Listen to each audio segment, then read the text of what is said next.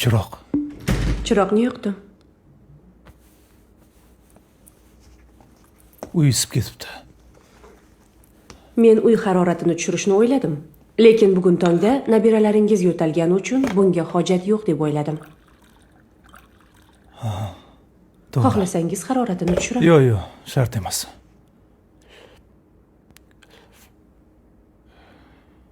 Xotinimga qo'ng'iroq bor. Qo'ng'iroqni amalga oshiryapman. Labbay dadasi. Onasi qayerdasizlar? Parkdamiz. Yarim soatlarda uyga kiramiz. Bo'pti. Xo'p, yaxshi o'tiring.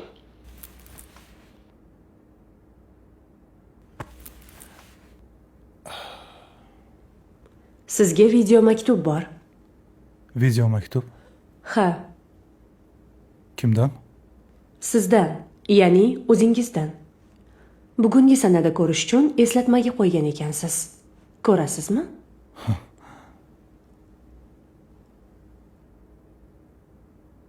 Qiziq. Qani? Boshla. Shuni boshish kerakmidi? Xo'sh. Assalomu alaykum. Nima deyman? Hadis, yaxshimisan? Bu manman. Ya'ni sanman. Agar bu maktubni ochib ko'rayotgan bo'lsang, Demak, hali ham tiriksan. Xudoga shukr. dunyoda ham hammasi joyida. Hozirgi kundagi vayronagarchilik, urushlarni Ko'rib, 5-10 yildan keyin dunyo yo'q bo'lib ketmasa edi deb xavotir olayotgandik. Hozir derazani yoping. Bizlar paytda toza havo muammo. Xo'p, umid qilamanki, sani ishlaring yaxshi, joyida. ahvoling zo'r. Xo'p. Maktub yo'llashimdan maqsad Sana oldingda vijdonim toza ekanligini aytish. shu paytgacha hayotda insof bilan vijdonan yashashga harakat qildim. Endi qanchalik epladim bilmayman, to'g'risi. Nasib etsa bu yog'iga ham xuddi shunaqa yashamoqchiman. Ishonamanki, sani yoshingga yetganimda bundan aslo afsuslanmayman. Inson umri o'tgan sari dunyoda eng muhimi uni yaqinlari ekanligini tushunib yetarkan. Ular sog' salomat yurishlarini ko'rishi. Asl baxt shunda ekan. Lekin vaqt hech kimni ayamas ekan. Buni o'ylashni o'zi qo'rqinchli. 60 yoshimda ham barcha yaqinlarim Yonimda bo'lishliklarini Yaratgandan o'tinib so'rayman. Ammo farzandlarga qarab, hayotga bo'lgan ishtiyoq yanada oshadi. ularga bu hayotda qanday yurishni o'rgatyapman. Qat'iyatli va sabrli bo'lib, eng muhimi halol va iymonli bo'lsa, insofli bo'lsa, albatta Hayotda o'z yo'lini topadi. Bunga ishonaman. bularni o'zi nimaga gapirayotganimdan hayronman. Shunchaki o'tgan umrimni Sarhisob qilgim keldi. Xatoyi ayblarim. xafa qilgan insonlarimdan va Yaratgandan kechirim so'rayman. Chunki xatolarimizni tan olibgina o'zgarishimiz mumkin. Bundan tashqari hozirgi qilayotgan ishlarim, hayotga bo'lgan qarashlarim, eng asosiysi Tanlagan yo'lim to'g'ri ekanligiga ishonch hosil qilgim keldi. Shu sababli sendan so'ramoqchiman. Biz to'g'ri yashadikmi?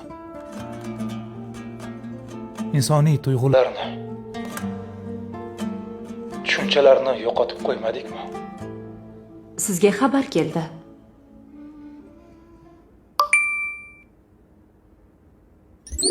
Salom bo'ldi. Cholli. Bugun choyxona bor. Esingizdan chiqmasin, a? Qattiq bosardim. Assalomu alaykum. Qalaysizlar, hormanglar. Nima demoqchi edim? Skleroz qursa, hozir eslab oling. Bolalar. Men bora olmayman. Ana, больницада Lecheniya olyapman. Bobur, qaysi больницadasan? Choyxonadan chiqib o'tamiz bolalar bilan. Rahmat bolla. Doktor ichkariga kirgizmaydi. Kerak emas. Doktorlar kirgizadi.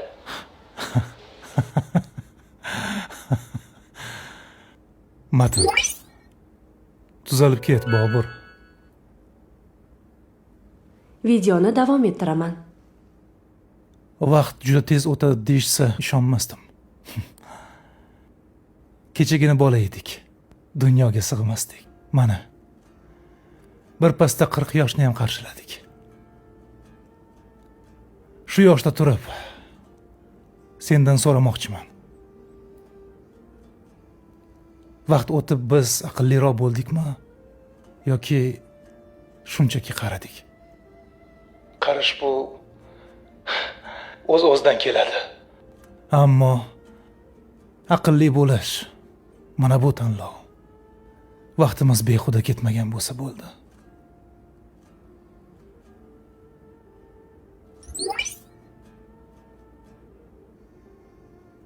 Vaqtimiz behuda ketmagan bo'lsa bo'ldi.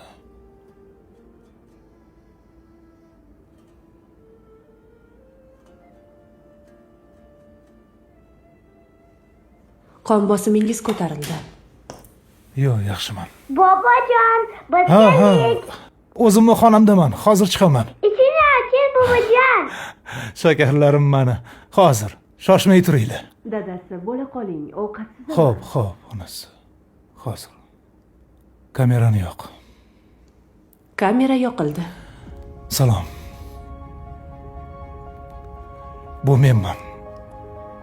Ya'ni senman. Bu videoni ko'rayotgan bo'lsang, demak, dunyo hali joyida turibdi. Seni ham ahvoling yaxshi. Sog'liging joyida.